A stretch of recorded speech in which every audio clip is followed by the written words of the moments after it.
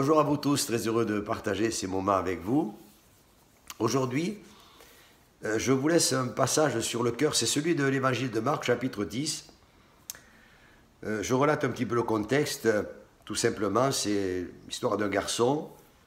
Selon les évangiles, c'est un chef, c'est quelqu'un qui a des richesses, c'est quelqu'un qui a la connaissance, qui connaît la loi, qui vient vers Jésus et qui est intéressé à une question qu'il se pose.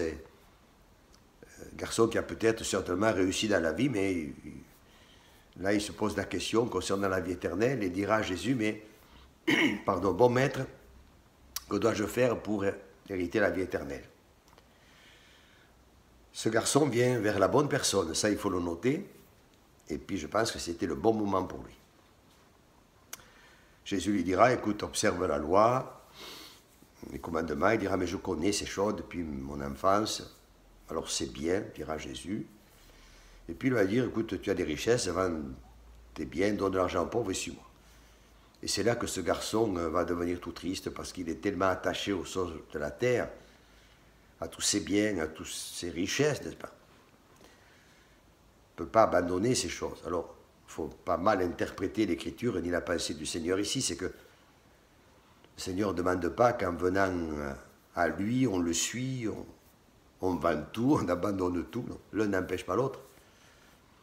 Mais ce que le Seigneur veut, c'est qu'il soit la priorité dans notre vie.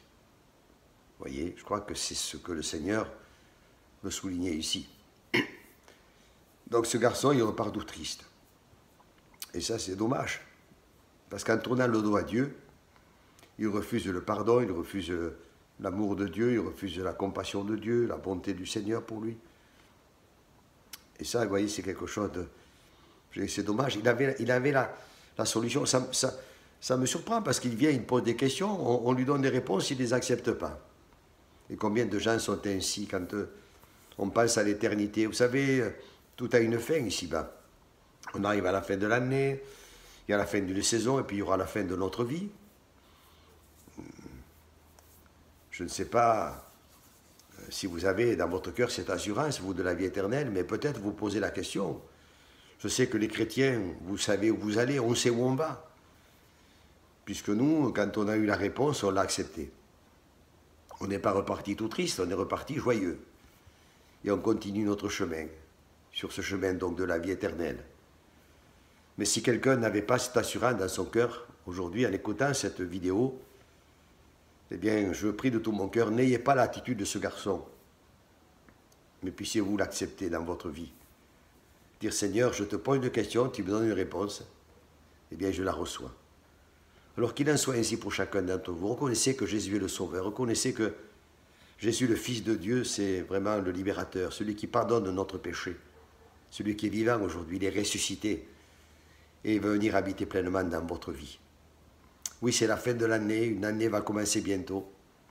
Eh bien, vivez en communion avec le Seigneur. Acceptez-le. Laissez-le conduire votre vie. Laissez-le diriger votre vie.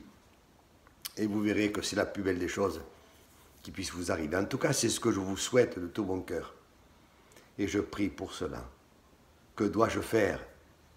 Accepte le Christ. Reconnais que tu as besoin de lui dans ta vie. Et laisse-le, non pas seulement devenir le Sauveur, mais le Seigneur de toute ta vie. Et ça, voyez-vous, ça c'est pas réussir dans la vie, mais ça c'est réussir sa vie. Alors que le Seigneur vous bénisse, je vous souhaite de joyeuses fêtes. Et je vous dis à tous, au revoir. Dieu vous bénisse.